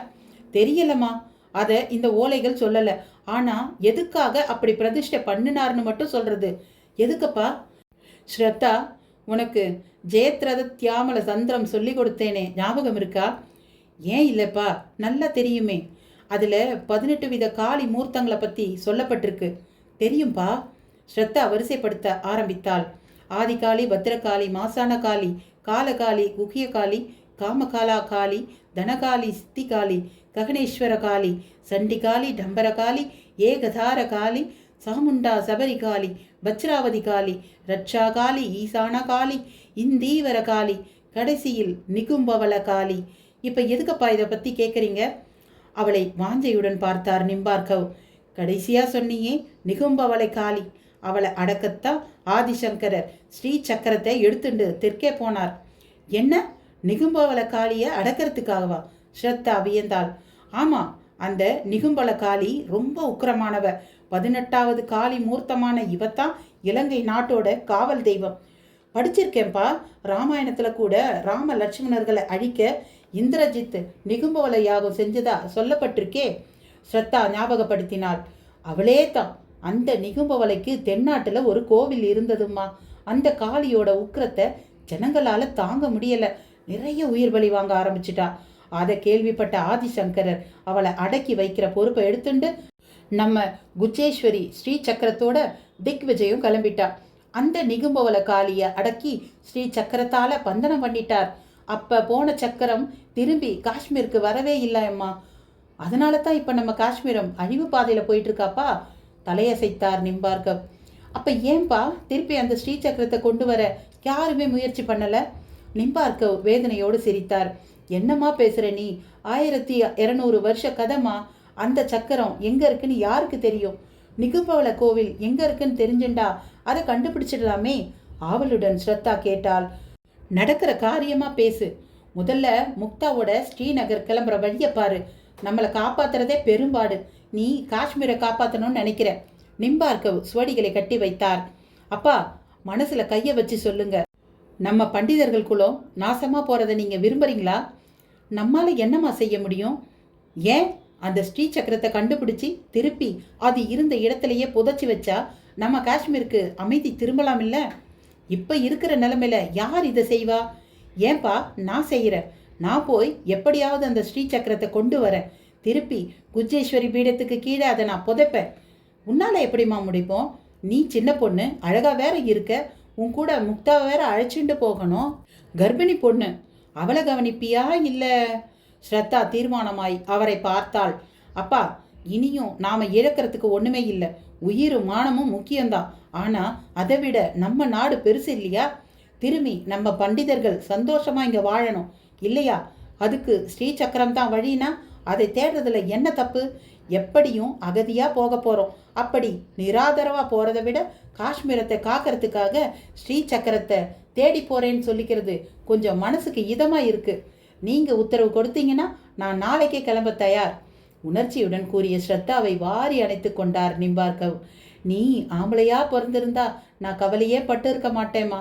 நீயோ சின்ன பொண்ணு, அதுதான் கவலையா இருக்கு. சரி, உன் ஆசையை கெடுப்பானே, போயிட்டு வா. வாரணாசி ஜோஷி மட்டில் என் நண்பர் கங்காதர் பண்டிட் இருக்கார்.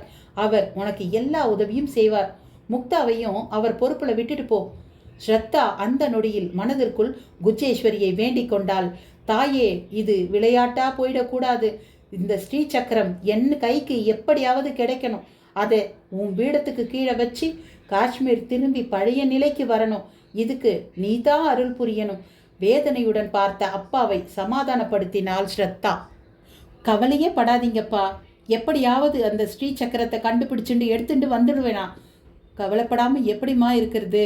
ஸ்ரீ சக்கரத்தை திருப்பி எடுக்கணும்னா முதல்ல அதில் கட்டப்பட்டிருக்கிற நிகும்பல காளியை விடுவிக்கணும். அவளை விடுவிக்கிறதும் ஆபத்து. அவள் உயிர் பலி கேட்பாளே, அதுதாம்மா யோசிக்கிறேன். அப்பா, என் உயிரே வேணும்னாலும் கொடுக்குறேன்ப்பா. அவளை அது சந்தோஷப்படுத்தும்னா. அவளுக்கு தேவை உன் உயிர் இல்லைம்மா என்று சொன்னவர் திடீரென்று எழுந்து குடிலின் ஒரு மூலைக்கு சென்றார். அவர் திரும்பி வந்தபோது கையில் ஒரு பழைய புத்தகம் இருந்தது. இதை படி, உனக்கு எல்லாம் புரியும். ஸ்ரத்தா அந்த புத்தகத்தை பார்த்தாள். நிகும்பாவலி என்று அதில் காணப்பட்டது. இது என்ன புத்தகம்? முதல்ல இதை படிமா. நிகும்பலா காளியை உபாசனம் செய்கிற முறை இதில் அவளுக்கு என்ன தேவைன்னு கூறப்பட்டிருக்கு. படிச்சு என்ன புரியும்? நிம்பார்கவ் சொல்ல நேரத்தை வீணாக்காமல் அவள் உடனே அதை படிக்க ஆரம்பித்தாள். அதை படிக்க படிக்க நிகும்பலை காளிக்கு என்ன தேவை என்பதை புரிந்து கொண்டாள். ஏனோ அவள் உடல் நடுங்க ஆரம்பித்தது. அத்தியாயம் 3. 1953 சென்னை. கையுறை போன்ற அந்த வெள்ளை துணியில் ஜாங்கிரி கலவையை நிரப்பிக்கொண்டு அதில் இருந்த சிறு துவாரத்தின் வழியாக அழகான நேர்த்தியான ஜாங்கிரிகளை வானலியில் இட்டு கொண்டிருந்தார் ஜம்பு மாமா. ஒரே சீரான முடிச்சுக்களாக எண்ணெயில் பொரிந்து கொண்டிருந்த ஜாங்கிரி துண்டங்கள் சிவந்து அவற்றை எடுத்து தயாராக வைத்திருந்த ஜீராவில் போட்டார். மிருதுவான அந்த ஜாங்கிரிகள் சர்க்கரை பாகை உறிஞ்சி கொண்டிருந்தன. இந்த ஜாங்கிரிகள் கூட கொஞ்ச நேரம்தான் எண்ணெயில பொரியறது, உடனேயே ஜீராவில் விழுந்துடுது. ஆனா என்னதான் கடவுள் பிழிந்தெடுத்து பொரித்து கொண்டே இருக்கான். நான் ஜீராவில் விழ காலம்தான் வரவே மாட்டேங்கிறது. வேறொரு சமயமாக இருந்தால் தன்னுடைய வாழ்க்கையை ஜாங்கிரியுடன் ஒப்பிட்ட தனது கவித்துவத்திற்கு தானே ஒரு சபாஷ் போட்டு கொண்டிருப்பார். இன்று அவர் எதையும் ரசிக்கும் மனநிலையில் இல்லை.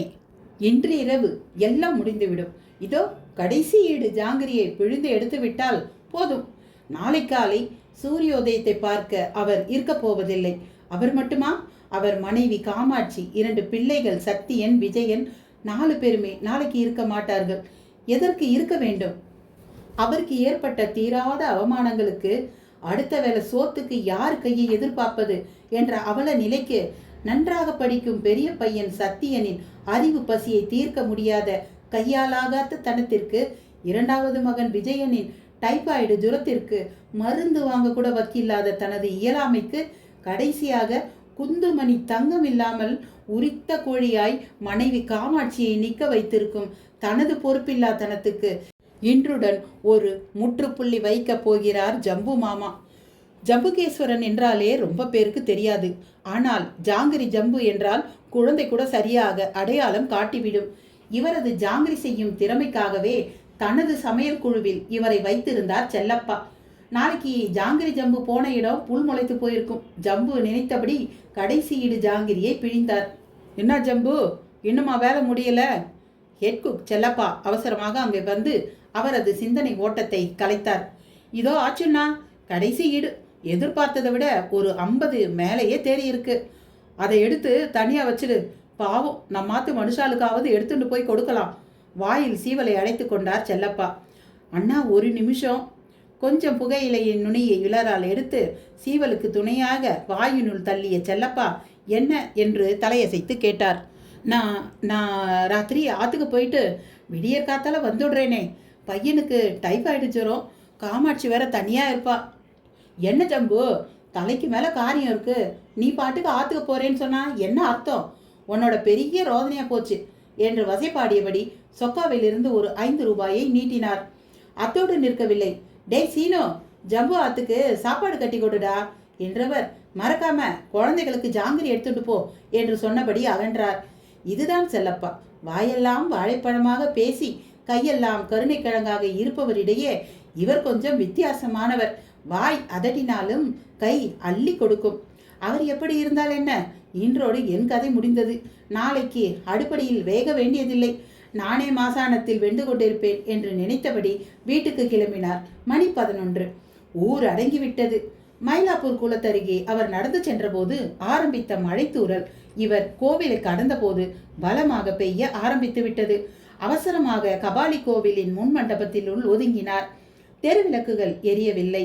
அந்த பகுதியே இருளில் மூழ்கியிருந்தது. மழை எப்போது விடும்? அப்பு தெருவில் உள்ள தன் வீட்டுக்கு எப்போது போகலாம் என்று யோசித்தபடி நின்ற ஜம்புவிற்கு திடீரென்று அது உரைத்தது. என்ன பைத்தியக்காரத்தனம்! இன்று இரவுடன் அவர் வாழ்க்கையே முடிய போகிறது. மழையில் நனையக்கூடாது என்று அவர் பத்திரமாக ஒதுங்கியிருக்கிறாரே. தன்னுடைய செய்கை அவருக்கு முட்டாள்தனமாகப்பட்டது. சீக்கிரம் வீட்டுக்கு போய் கடைசி மணி துளிகளை குடும்பத்துடன் கழிக்காமல் எதற்கு இங்கே நிற்க வேண்டும்? கிளம்புவதற்காக எத்தனித்த ஜம்பு அந்த முனகலை கேட்டு சற்று நின்றார். யாரோ ஒரு பெண் மண்டபத்தூணில் சாய்ந்து கொண்டு முனகிக் கொண்டிருப்பது அவர் கண்களில் பட்டது. அருகே சென்று பார்த்தார். அந்த பெண்ணின் முகம் வாடி இருந்தது. சற்று கவனித்து பார்த்தபோது அவள் கர்ப்பிணி என்பது புரிந்தது. பசி மயக்கத்தால் அவள் துவண்டு கிடப்பதை புரிந்து கொண்டார். இந்தாமா, எழுந்திரு. அந்த பெண் தன் கண்களை ஒருமுறை திறந்து பார்த்துவிட்டு மீண்டும் மூடினாள். இந்தாமா, உன்னைத்தான், இதை சாப்பிடு என்று தன் அங்கவஸ்திரத்தில் மூட்டை கட்டி வைத்திருந்த உணவு புட்டலங்களை அவள் முன் வைத்தார். அந்த பெண் மீண்டும் கண்களை திறந்தவள் தன் முன்னே இருந்த உணவு பொட்டலங்களை பார்த்தாள். அவள் கண்கள் ஆச்சரியத்தால் விரிந்தன. உடனே அவசர அவசரமாக அந்த பொட்டலங்களை கையில் எடுத்துக்கொண்டு சாப்பிட ஆரம்பித்தாள். தன் மற்றொரு கையில் இருந்த பொட்டலத்திலிருந்து 2 ஜாங்கிரிகளை எடுத்து அவளிடம் நீட்டினார். அதையும் அவள் வாங்கி கொண்டாள். சாப்பிட்டு முடித்ததும் தன் கையை மழை தண்ணீரில் அலம்பியவள் தன்னிடம் இருந்த கூஜா ஒன்றில் மழை நீரை பிடித்து அதை மடக் மடக் என்று குடித்தாள். அதன் பிறகு தான் அவளுடைய பார்வை ஜம்புவின் மீது பதிந்தது. 2 கைகளை கூப்பி அவரை நன்றியுடன் நோக்கினாள். அவளை நோக்கி தலையசைத்து விட்டு நடுத்தெரு வழியாக தன் வீட்டை நோக்கி நடந்தார்.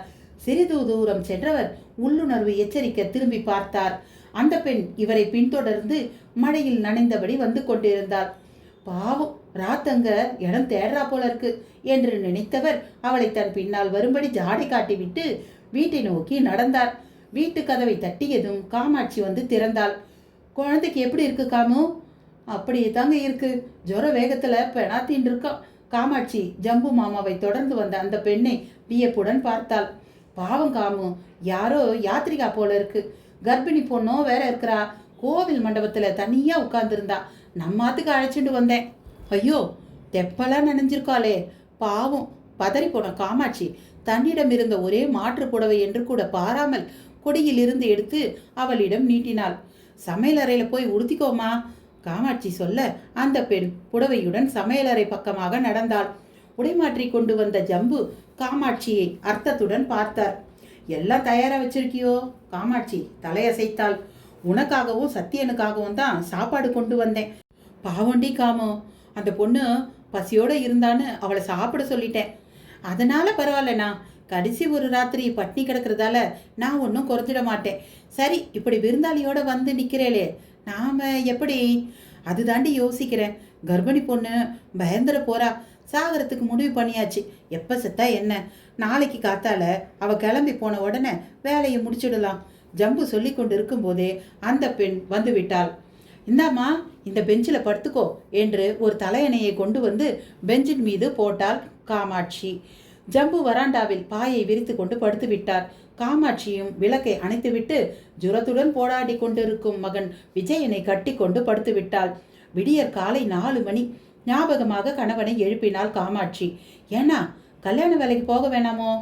இல்லேடி, நம்ம திட்டத்துல எந்த மாறுதலும் கிடையாது என்று சொல்லிவிட்டு புரண்டு படுத்தார் ஜம்பு. விரக்தியுடன் காமாட்சி குளியலறை நோக்கி நடந்தாள். சாக துணிந்தாகிவிட்டது. கடைசியாக பூஜை புனஸ்காரத்துடன் மங்களகரமாக வாழ்க்கையை முடிவு செய்தாள். பாதி குளித்து கொண்டிருக்கும் போதுதான் மாற்று புடவை அந்த பொண்ணுக்கு கொடுத்து விட்டது ஞாபகத்துக்கு வந்தது. வேறு வழி இல்லாமல் அவிழ்த்திருந்த புடவையை ஈரப்படுத்தி மீண்டும் உடுத்தினாள். குளியலறை விட்டு வந்தவள் ஒரு கையில் பக்கெட் தண்ணீருடன் மற்றொரு கையில் கோலமாவு டப்பா துடப்பம் சகிதம் வாசலை நோக்கி நடந்தாள். கதவை திறக்க முற்பட்டவள் திகைத்தாள். கதவு திறந்திருந்தது. அவசரமாக கூடத்திற்கு வந்தவள் பெஞ்சின் மீது படுத்திருந்த அந்த பெண்ணை தேடினாள். அவள் எங்கே? அவளை காணவில்லை. அவள் கொடுத்த புடவை 4ஆக மடிக்கப்பட்டு பெஞ்சின் மீது வைக்கப்பட்டிருந்தது. அந்த பெண் சொல்லிக் கொள்ளாமல் புறப்பட்டு சென்று விட்டதை புரிந்து கொண்டாள். மீண்டும் வாசலுக்கு திரும்ப நினைத்த போது தூக்கி வாரி போட குனிந்து பார்த்தாள். நடு இரவு வரை கடும் ஜுரத்தால் பிதற்றி கொண்டிருந்த விஜயன் இப்போது சிரித்து கொண்டு தனக்கு தானே விளையாடி கொண்டிருந்தான். ஆச்சரியம் மேலிட அவனை வாரி அணைத்து தூக்கி கொண்டவள் உடம்பை தொட்டு பார்த்தாள். ஜுரம் போன இடம் தெரியவே இல்லை. ஜம்புவை எழுப்ப நினைத்தவள் வாசல் பக்கம் யாரோ குரல் கொடுப்பதை கேட்டு எட்டி பார்த்தாள். எதிர் வீட்டு வக்கீல் ரங்கநாதன் தான் நின்று கொண்டிருந்தார். ஜம்பு மாமா இல்லையா? இருக்காரே. அவசரமாக கணவனை எழுப்பினாள். விடியற் காலையில் தன்னை அழைக்கும் வக்கீலை வியப்புடன் பார்த்தபடி வரவேற்றார் ஜம்பு. என்ன மாமா, என்ன விஷயம்? ஓய், உங்க பெரியப்பாவாம் யாரோ காஞ்சிபுரத்துல இருந்தாராமே, அவர் நேற்று ராத்திரி போயிட்டாராம். நீர் தான் அவருக்கு கர்மம் பண்ணணும்னு எழுதி வச்சிருக்காராம். அடிச்சு ஏரியா ஜாக்பாட். அவரோட நிலவுலன், லட்சக்கணக்கான பணம், காஞ்சிபுரம் வீடு எல்லாம் உமக்கு தானாமே. என்ன மாமா சொல்றீங்கோ? அவருக்கும் எங்களுக்கும் ஸ்நான பிராப்தி கூட கிடையாது. அப்பா காலத்திலேயே உறவு விட்டு போச்சே. மரணப்படுக்க மனுஷால மாத்திடும்னா என்ன அசந்து போய் நிற்கிறீர்? இனிமே நீர் ஜாங்கிரி சுத்த வேண்டியதில்லை. மனுஷனாத்தான் உங்களை மொய்க்க போறா, எறும்பு மாதிரி. மாமா, என்னால நம்பவே முடியல. ஏதாவது ஜோக் பண்றேலா? ஜம்புவால் எந்த முடிவுக்கும் வர முடியவில்லை. என்ன ஓய், என் அண்ணா தான் உங்க பெரியப்பாவோட வக்கீல். காஞ்சிபுரம் திருக்கச்சி நம்பி தெருவில் உங்க பெரியப்பாவோட பக்கத்தாத்துல தான் என் அண்ணா இருக்கான். இப்பதான் ஃபோன் பண்ணினான். உம்மை கையோட அழைச்சிட்டு வர சொன்னான். இன்னும் 10 நிமிஷத்துல காரோட வரேன், கிளம்ப ரெடியா இருங்கோ சொல்லிவிட்டு வக்கீல் நடைய கட்ட குழப்பத்துடன் மனைவியை நோக்கினார். என்னடி இது? எல்லாம் நேத்து நீங்க அழைச்சிட்டு வந்தேலே அந்த கற்பகாம்பாள் செய்த லீலேனா? என்னடி சொல்ற? சாக கிடந்த குழந்தை துள்ளி விளையாடிட்டு இருக்கான். உறவே வச்சிக்காத பெரியப்பா சொத்தை எழுதி வச்சுட்டு செத்து போயிருக்கார். இதை விட என்ன அத்தாட்சினா வேணும்? வந்துட்டு போனது சாட்சாத் கற்பகாம்பா தான். உணர்ச்சியுடன் கூறிய காமாட்சி உள்ளே செல்ல ஜம்பு அவளை பின்தொடர்ந்தார். அந்த பெண் படுத்திருந்த பெஞ்ச் காலியாக இருந்ததை அவரும் பார்த்தார். அவள் உடுத்தி இருந்த காமாட்சியின் புடவையும் அழகாக மடித்து வைக்கப்பட்டிருந்ததையும் பார்த்தார். எங்க போனா அந்த பெண்? நிஜமாகவே அவள் இவர்கள் தற்கொலையை தடுக்க வந்த கற்பகாம்பாளா? தற்செயலாக அவர் பார்வை மடித்து வைக்கப்பட்டிருந்த அந்த புடவையின் மீது சென்றது. அங்கே பளபளவென்று ஒரு சின்ன ஸ்படிகலிங்கம் காணப்பட்டது. வியப்புடன் அதை கையில் எடுத்து பார்த்தார். அபார தேஜஸுடன் காணப்பட்ட அந்த லிங்கத்தை கையில் எடுத்ததுமே ஒருவித உணர்ச்சி அவரை தாக்கியது. அதன் பிறகு தற்கொலை செய்து கொள்ளவே நேரம் கிடைக்கவில்லை அந்த குடும்பத்துக்கு. காஞ்சிபுரத்திலிருந்து அவர்கள் திரும்பிய போது ஜம்பு லட்சாதிபதி ஆகிவிட்டிருந்தார். அத்தியாயம் 4.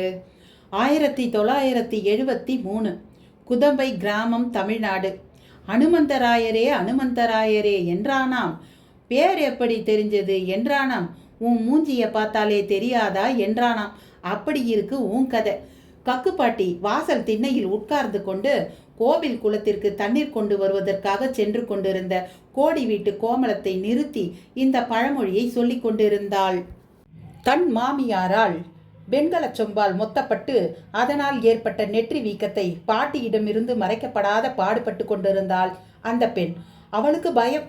இப்போது மாமியாரிடம் அடிபட்டு கொண்டதற்காக இவளை தடுத்து நிறுத்தி துக்கம் விசாரிக்கும் பாட்டி இன்னும் கொஞ்ச நேரத்துல வெண்கல சொம்பு நசுங்கி விட்டதாமே என்று இவள் மாமியாரிடமும் துக்கம் விசாரிப்பாள். அதோடு விடமாட்டாள். உன் மாட்டு பொண்ணு சொன்னா என்று இல்லாததும் பொல்லாததுமாக இவள் சொன்னதாக சொல்லிவிடுவாள். சுக்குப்பாட்டி வீட்டு திண்ணைத்தான் அந்த கும்பை கிராமவாசிகளுக்கு டோல்கேட். அவள் அந்த டோல்கேட் அதிகாரி. அவளிடம் பேசாமல் யாரும் அவள் வீட்டை தாண்டி போகவும் கூடாது, வரவும் கூடாது. மழித்த தலையும் கூன் விழுந்த முதுகுமாய் நார்மடி புடவையில் ஒரு பொட்டலமாய் திண்ணையில் உட்கார்ந்திருப்பாள். ஆனால் வாய் திறந்தால் 8 கட்டையில் குரல் எழும்பும். பாட்டியின் வீடு இருக்கும் சன்னதி தெருதான் அந்த கும்பை கிராமத்தின் முக்கிய தெரு. கும்பை கிராமத்தை பற்றி ரொம்ப பேருக்கு தெரியாது. கும்பகோணத்திலிருந்து திருநாகேஸ்வரம் வழியாக நாச்சியார் கோவிலுக்கு செல்லும் வழியில் 4 கிலோமீட்டர் முன்பாக பச்சை கம்பளமாய் விரிந்திருக்கும் வயல்வெளியில் வலது பக்கமாய் ஒரு மண்பாதை பிரியும். அந்த பாதை வழியாக சென்றால் கும்பை கிராமம் வந்துவிடும். குக்கிராமமாக இருந்தாலும் அதன் மத்தியில் இருக்கும் கும்பேஸ்வரர் ஆலயம் புராதனமானது. நீண்டு உயர்ந்த 9 அடுக்கு ராஜகோபுரமும் பிரம்மாண்டமான மதில் சுவர்களும் அந்த கோவில் ஒரு காலத்தில் பிரசித்தி பெற்றது என்பதை சொல்லாமல் சொல்லும். பாட்டியிடம் சிக்கியிருந்த அந்த பெண் பரிதாபமாய் விழிக்க நல்ல வேளையாக பாட்டியின் பேத்தி ஜலஜா வாசல் பக்கமாக வந்தாள். ஏய் பாட்டி, உனக்கு எதுக்கு ஊர் வம்பு? நம்ப ஆம இருக்கிற அழகுக்கு அதட்டிய தனது 3வது பேத்தியை பார்த்து பாட்டி அலட்சியத்துடன், அதே சமயம் அந்த பெண் ஓட்டமும் நடையுமாய் அங்கிருந்து தன்னை பீத்து கொண்டாள். ஏன் ஜலஜா, நேக்கு பொழுது போக வேண்டாமா? பொழுது போகலைன்னா தாத்தாவோட வாழ்ந்த நாட்களை நினச்சிக்கையன். ஜலஜா குரலில் கிண்டல் ஒலித்தது. பாட்டியா அசருவாள். யாருக்குடி ஞாபகம் இருக்கு பாழா போன அந்த பிராமண முகம்? இரும்பரச்ச தாலி கட்டிண்டு தொம்மரச்ச தாலி எத்தா அதெல்லாம் ஒரு வாழ்க்கையா? அழுத்து கொண்டாள் கக்கு பாட்டி. சரி, தாத்தா முகம் ஞாபகம் இல்லை, நினைக்க வேணாம். ஊர்ல எவ்வளவு கோயில் குளம் இருக்கு, போக வேண்டியது தானே. கிழிச்சா உங்க அப்பன். தான் வலது காலை தூக்கி இடது தொடையின் மேல் அழுந்த வைத்தபடி கம்பீரமாக உட்கார்ந்து கொண்டாள். இங்க இருக்கிற திருப்பதிக்கு இன்னும் அழைச்சிண்டு போக போறான். ஏன் பாட்டி, சின்ன வயசுல நீ நிச்சயம் திருப்பதிக்கு போயிருக்கணுமே? ஜலஜா கேட்டாள். ஆமாண்டி, போயிருக்கேன். 9 வயசுல கல்யாணம் ஆன கையோட மலை ஏறினதான் ஞாபகம். அப்ப நான் கேள்விப்பட்டது சரிதான். என்னடி கேள்விப்பட்ட? பாட்டி வியந்தாள். திருப்பதி மலை மேல பெருமாளும் பத்மாவதி தாயாரும் ஒன்னா ஒத்துமையா இருந்தாலாம். நீ போன அன்னைக்கு தான் அவங்க 2 பேருக்கும் சண்டை வந்து தாயார் இறங்கி திருச்சானூர் போயிட்டாலாமே. ஏண்டி தடி கழுத, நான் சண்டை மூட்டி விடுறவளா? எடச்சங்காரிக்கு தலைச்சங்காரியா வைத்தியம் சொல்றது? நீ என்ன வாழ்ந்தது? பாட்டி பேத்தியுடன் மல்லுக்கு நிற்க உள்ளே இருந்து பாட்டியின் மருமகள் லோகாம்பாள் கையில் கரண்டியுடன் வாசலுக்கு வந்தாள். என்னடி ஜலஜா, பெரியவா சின்னவா மரியாதை இல்லாம என்று பெண்ணை கண்டித்தாள். ஏண்டி லோகு, பட்டப்பா இன்னும் கோயிலேருந்து வரலையோ? இல்லைம்மா, ஏதோ அபிஷேகம் இருக்கான். பாட்டியின் கவனம் எல்லாம் இப்போது லோகாம்பாள் பக்கம் திரும்ப ஜலஜா நடையை கட்டினாள்.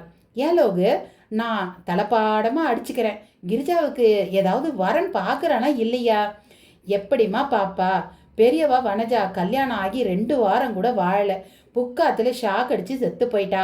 கல்யாணங்கிற பேச்சு எடுக்கவே பயமா இருக்கு. ஏண்டி, அந்த வனஜா மாமியாராத்துக்கு போய் அவளுக்கு போட்ட நகையை திரும்ப வாங்கிட்டு வந்துட வேண்டியது தானே? கேட்காம இல்லைம்மா, அந்த கிராதகி நகையை தரமாட்டேலாம். வேணுமுன்னா கிரிஜாவை அவ பிள்ளைக்கு 2ஆம் தாரமா பண்ணிக்கிறாளாம். அங்காடி நாய் போல அலையறாளே. கிரிஜாவுக்கு வேற இடத்த பார்க்காதீங்கோ அப்படின்னு கடுசாசி வேற போடுறா. லோகு எரிச்சலுடன் சொன்னாள். நல்லா இருக்க, அரச மரத்தை பிடிச்ச பிசாசு அடியில் இருக்கிற பிள்ளையாரையும் பிடிச்சா போல. அவ சங்காத்தமே வேணாம், பாட்டி கண்டிப்பாக சொல்லிவிட்டாள். அதே சமயம் ஒவ்வொரு அடியாக எண்ணி எடுத்து வைத்தபடி பட்டப்பா என்கிற பட்டீஸ்வரன் தன் வீட்டை நோக்கி வந்து கொண்டிருந்தார். கணவன் வருவதை பார்த்ததும் லோகாம்பாள் அவசரமாக உள்ளே சென்றாள். பட்டப்பா பாட்டிக்கு எதிரே இருந்த திண்ணையில் வந்து ஆயாசத்துடன் உட்கார்ந்தார்.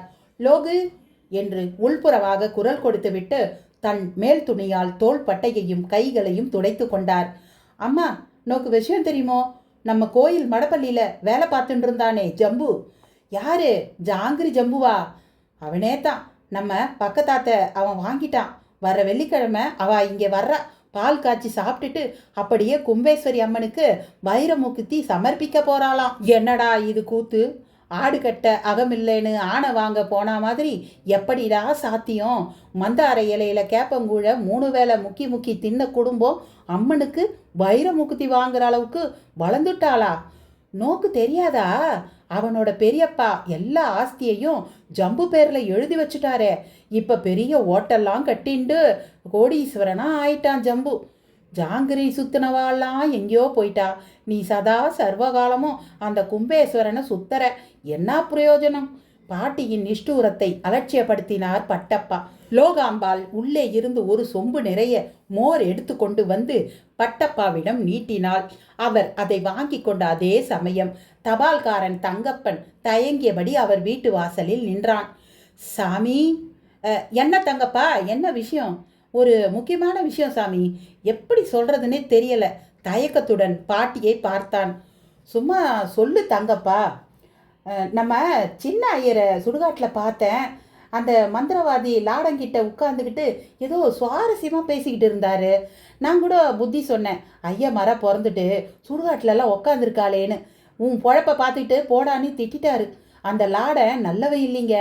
தான் வந்த வேலை முடிந்து விட்ட திருப்தியில் தங்கப்பன் சைக்கிளை தள்ளி கொண்டு அடுத்த வீட்டுக்கு போனான். பட்டப்பா முகம் கருத்தது. சின்ன ஐயர் என்று தங்கப்பன் குறிப்பிட்டது அவரது தம்பி மகன் சங்குவை தான். சின்ன வயசிலேயே தாய் தந்தையை இழந்தவன். பட்டப்பா தான் அவனை வளர்த்து வந்தார்.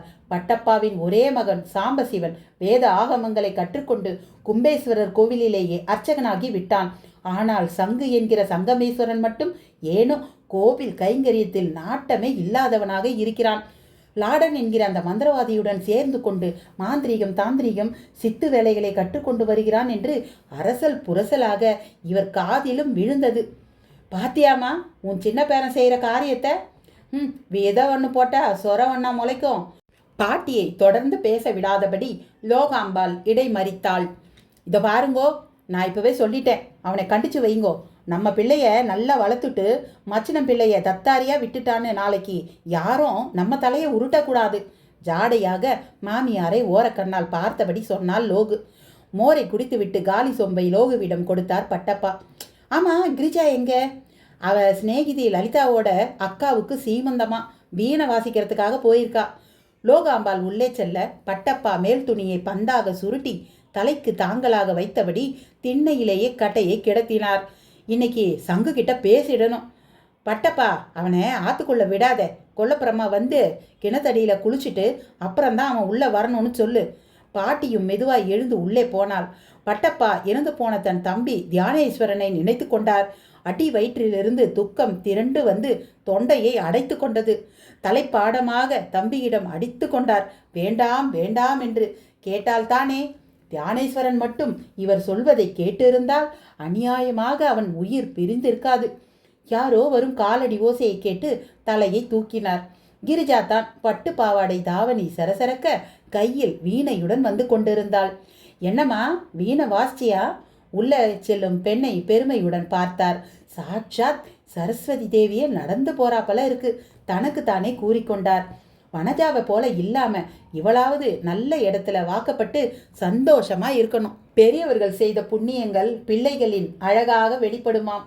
அது உண்மை என்றால் பட்டப்பா நிறைய புண்ணியம் செய்திருக்க வேண்டும். அவருடைய பெண்கள் வனஜா, கிரிஜா, ஜலஜா 3 பேருமே கொள்ளை அழகு. அதிலும் கிரிஜாவை அப்சரஸ் என்றே சொல்லலாம். அவள் பாட ஆரம்பித்தால் தெருவில் செல்பவர்களும் நின்று கேட்டுவிட்டுத்தான் போவார்கள். கக்கு பாட்டிக்கு வாய் ஓயாமல் கிரிஜா புராணம்தான். சாம்பசிவம் மட்டும் என்ன அழகில் குறைந்தவனா? சாம்பசிவத்திற்கு கோபம் வந்து யாருமே பார்த்ததில்லை. கேட்டதுக்கு பதில் சொல்வான். பட்டப்பா எதிரே உட்கார கூட மாட்டான். ஆனா சங்கு அழகு, நிறம், கம்பீரம், உயரம் எல்லாமே அதிகம்தான். நல்ல சிவப்பு, 6 அடி உயரம், வட்டமான முகவெட்டு, ஆளை மயக்கும் பூனை கண்கள், முகவாயில் அதிர்ஷ்ட குழி. ஒரு காலத்தில் குடுமி வைத்திருந்தான். இப்போது வெறும் பாகவதர் ஸ்டைல் கிராப் தான். சுருள் சுருளான முடிகளை சிலிர்ப்பிக் கொண்டு அவன் செல்லும்போது சிங்கம் ஒன்று நடந்து செல்வதை போல் இருக்கும். ஆனால் எவ்வளவு அழகோ அவ்வளவு ஆபத்தானவன். சாம்புவுக்கும் சங்குவுக்கும் ஒன்றாகத்தான் வேத ஆகமங்களை கற்றுக் கொடுத்தார் பட்டப்பா. ஆனால் இருவருடைய நோக்கமும் வேறாக இருக்கும் என்று சத்தியமாய் அவர் நினைத்தே பார்த்திருக்க மாட்டார். வேத பாகம், உபனிஷத் பாகம், புராண பாகம், சம்ஹிதா பாகம் என்று பல பாகங்களாக பிரித்து வைக்கப்பட்டிருந்த கவச மந்திரங்களை சொல்லிக் கொடுத்தார். பல சம்ஹிதைகளை ஆராய்ந்து கோவில் கைங்கரியத்துக்கு தேவையான மந்திரங்களை சொல்லிக் கொடுத்தார். பூஜை முறைகள், புராண முறைகள், சோத்திரங்கள் என்று பார்த்து பார்த்து இருவருக்கும் சொல்லிக் கொடுத்தார்.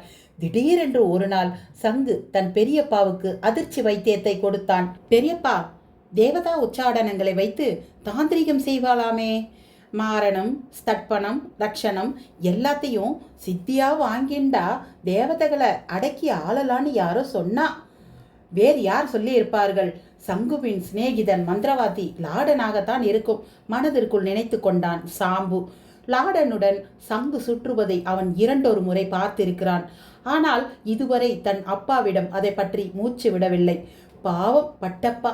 சங்கு பாடத்தில் ஏதோ சந்தேகம் கேட்பதாக நினைத்து கொண்டு அவனுக்கு விளக்கம் சொன்னார். சங்கு, அதெல்லாம் நமக்கு தேவையில்லாத விஷயம்பா. நான் வைதிகால், பக்தியும் கடமையும் ஈடுபாடும் இருந்தா போதும். இது வேணும் அது வேணும்னு கேட்டு மந்திரங்களை கொச்சப்படுத்தக்கூடாது. மந்திரங்கள் துஷ்பிரயோகம் பண்றவால சாஸ்திரங்கள் மன்னிக்காது. பட்டப்பாவின் மனதில் ஒரு நெருடல். எதற்காக சங்கு இந்த கேள்வியை கேட்டான் என்று. ஆனால் அதற்கான பதில் விரைவிலேயே அவருக்கு கிடைத்து விட்டது. அன்று அவர் விககேந்திர சம்ஹிதையில் உள்ள ஸ்ரீ சுதர்சன சகஸ்ராட்சரி மாலா மந்திரம் உபாசன முறைகளை பிள்ளைகளுக்கு கற்றுத்தருவதாக இருந்தார். இவர் கொல்லைப்புறம் சென்றபோது சங்கு குளித்துவிட்டு மடியாக இவருக்காக காத்திருந்தான். பட்டப்பாவுக்கு ஆச்சரியமாக இருந்தது. மற்ற நாட்களில் ஆர்வம் இல்லாமல் தாமதமாக வகுப்புக்கு வருபவன் அன்று அதீத ஆர்வம் காட்டுவது ஏன் என்று புரியவில்லை. சாம்பு, சங்கு, இன்னைக்கு நான் கற்றுக் கொடுக்க போற உச்சாடன மந்திரங்கள் ரொம்ப முக்கியமானது. இது ரொம்ப சக்தி வாய்ந்த மந்திரம். இதை கத்துக்கிறதுக்கு முன்னாடி நீங்க பிரதிஜை பண்ணணும், மடி ஆசாரம் பார்க்கணும். இந்த மந்திரத்தை செய்யறதுக்கு முன்னாடி தப்ப முத்திரை அவசியம், இல்லைன்னா மாறுபட்ட பலனை கொடுத்துரும். இந்த மந்திரம் மனம், உடல், புலன் அடக்கம் வேணும். கோபத்தை அடக்கணும், மௌனமா இருக்கணும். இந்த மந்திரம் சகல காரிய சித்தியை தரும். இதை கொண்டு பூத பிரேத பிசாச கிரகங்களை கட்டுப்படுத்தலாம். ரொம்ப முக்கியம், இந்த மந்திரத்தை ரகசியமா வச்சுக்கணும். துஷ்பிரயோகம் செய்யறவா கிட்ட சொல்லவே கூடாது. முக்கியமா அபிசார பிரயோகம் செய்யவே கூடாது. அபிசார பிரயோகம்னா? சாம்பு புரியாமல் கேட்டான். இது தெரியாதாடா சாம்பு? சங்கு அவனை இலக்காரமாக பார்த்தான். அபிசாரம்னா ஏவல், வெள்ளி, சூனியம்டா. ஆர்வமாக ஒலித்தது அவன் குரல். துணுக்குற்றார் பட்டப்பா. அவன் குரல் ஏனோ அவருக்கு அபஸ்வரமாக ஒலித்தது. 2 மாதத்தில் தான் அவனுக்கு அந்த மந்திரத்தை கற்றுக் கொடுத்தது எவ்வளவு பெரிய தவறு என்பதை புரிந்து கொண்டார் பட்டப்பா. கோவிலில் நடந்த அந்த சம்பவத்தை இப்போது நினைத்தாலும் குலை நடுங்குகிறது. அப்போது சங்குவிற்கும் சாம்புவிற்கும் 18 வயது. சாம்பு ஏற்கனவே கோவில் அர்ச்சகனாகிவிட்டான். சங்குவையும் அடிக்கடி கோவிலுக்கு வந்து பூஜா முறைகளை கவனிக்கும்படி சொல்லி இருந்தார் பட்டப்பா. ஒரு வியாழக்கிழமை, சதுர்த்தசி திதி, சுவாதி நட்சத்திரம் வேறு. திருவலஞ்சுழி கோவிலில் ஒரு மகா கணபதி ஓமத்திற்கு போக வேண்டியிருந்தது பட்டப்பாவுக்கு. சாம்புவையும் சங்குவையும் கும்பேஸ்வரர் கோவிலை பார்த்து கொள்ள சொல்லிவிட்டு இவர் சுவாமிமலை போய்விட்டார். ஹோமம் முடிந்து தன் நண்பர்களை சந்தித்து விட்டு மீண்டும் தன் கும்பை கிராமத்திற்கு இவர் வந்தபோது மணி 10 ஆகிவிட்டது. வீட்டு வாசலில் கக்குப்பாட்டி, லோகாம்பாள், இவருடைய பெண்கள் எல்லோரும் கவலையுடன் நின்று இருந்தன. என்னாச்சுடி லோகு? சங்குவ சாயங்காலத்திலிருந்து காணோங்க. காணுமா? எங்க போயிருப்பா? தெரியலண்ணா. 4 மணி வரைக்கும் இந்த திண்ணையில தான் உட்கார்ந்துண்டு ஏதோ படிச்சுட்டு இருந்தான். அப்புறமா அவனை காணோம். பகவானே, இது என்ன கிரகச்சாரம்? எங்க சாம்புடே எங்கடா போன? சங்குவை தேடிண்டு போயிருக்கான். சந்நிதியை மூடிட்டு வந்தவன் தான் சாப்பிட கூட இல்லை. சங்குவை காணோன்னு சொன்ன உடனேயே அப்படியே போயிட்டான். என்ன செய்யறதுன்னு தெரியலையே. பட்டப்பா துவண்டு போய் திண்ணையில் உட்கார்ந்தார்.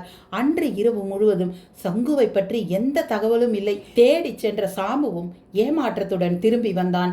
யாரும் தூங்கவே இல்லை. அப்பா, காலையில நீங்க நடைய திறங்கோ, நான் டவுன் போலீஸ் ஸ்டேஷனுக்கு போய் புகார் கொடுத்துட்டு வந்துடுறேன், சாம்பு ஆறுதல் சொன்னான். மறுநாள் காலை பட்டப்பா குளித்துவிட்டு கோவிலுக்கு சென்றார். துவஜஸ்தம்பத்தை நமஸ்காரம் செய்துவிட்டு சந்நிதி சாவிகளை தோளில் போட்டுக்கொண்டு கும்பேஸ்வரர் சன்னதியை நோக்கி நடந்தார். சன்னதி கதவை திறந்து கொண்டு உள்ளே நுழைந்தார். சன்னதி இருட்டாக இருந்தது. விளக்கு ஏற்றுவதற்காக மூலையில் வைக்கப்பட்டிருந்த எண்ணெய் தூக்கை எடுக்க போனார். பாம்பை மிதித்தவர் போல ஈஸ்வரா என்று கத்திக்கொண்டே 4 அடி பின்னால் நகர்ந்தார். இருட்டில் யாரையோ அவர் மிதித்து விட்டிருந்தார். மெல்ல விளக்கை ஏற்றியவர் அந்த மூலையை நோக்கினார். அதிர்ச்சியில் வாயடைத்து போனார். சங்குதான் அங்கே உட்கார்ந்திருந்தான். அவன் கண்கள் கும்பேஸ்வரரையே வெறித்து பார்த்து கொண்டிருந்தன. அவன் நெற்றியில் பட்டமாக கருப்பு மையை பூசியிருந்தான். ஒரு நொடியில் பட்டப்பா நடந்ததை புரிந்து கொண்டு விட்டார். இவர் கற்றுக் கொடுத்த சுதர்சன சகஸ்ராட்சரி உச்சாடன மந்திரத்தை வைத்து கும்பேஸ்வரரின் சக்தியை அந்த மை மூலமாக தன் உடலில் இறக்கி கொண்டிருக்கிறான். இவர்கள் ஊரெல்லாம் அவனை தேடிக்கொண்டிருக்க அவன் சந்நிதியில் ஒளிந்து கொண்டு அபிசார செயலை செய்து கொண்டிருக்கிறான். அடே மாபாதகா, சண்டாளா, என்ன காரியம் செய்யற? அவனை பிடித்து உலுக்கினார். சாம்பு நிஷ்டை கலைந்து எழுந்தான். பட்டப்பாவை பார்த்து மலங்க மலங்க விழித்தான். பாவி, சொல்லுடா, என்ன பண்ணிட்டு இருக்க?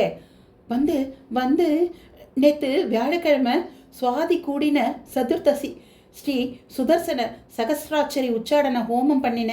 அந்த தீட்சையில கோரோசன ஜலத்தை கலந்து மை தயாரிச்சேன். அதை நெத்தியில பூசிண்டு அதுக்கு மேல நீ ஒன்றும் சொல்ல வேணாம். எப்பேற்பட்ட குளத்துல பிறந்துட்டு என்ன மாதிரியான காரியம்லாம் பண்ணிட்டு இருக்க? முதல்ல நீ வெளியில போ. இனிமே கோயிலுக்குள்ள நீ கால் வைக்க கூடாது. அவரது ஆவேசத்தை பார்த்து உடனடியாக வெளியேறிவிட்டான் சங்கு. அவருக்கு பயந்து அவன் வெளியேறவில்லை. தன் நெற்றியில் ஏறி இருக்கும் கும்பேஸ்வரரின் சக்திக்கு பயந்தே அவன் அங்கிருந்து வெளியேறிவிட்டான். கோபத்தில் பெரியப்பாவுக்கு மனதார கெடுதல் நினைத்தால் கூட அது பலித்துவிடும். சங்கு கோவிலை விட்டு நடந்து மேல தெரு வழியாக சென்றான். கொஞ்ச தூரம் சென்றதுமே மிராசுதார் பிள்ளை மணி எதிரே வந்து கொண்டிருப்பதை பார்த்தான். பள்ளி நாட்களில் இருந்தே அவர்களுக்குள் ஆகாது. இப்போது அவன் கல்லூரி படிப்பை வேறு முடித்து விட்டான். அந்த திமிர் வேறு. சங்கு அவனை கண்டு கொள்ளாமல் போவதே உசிதம் என்று நினைத்தான்.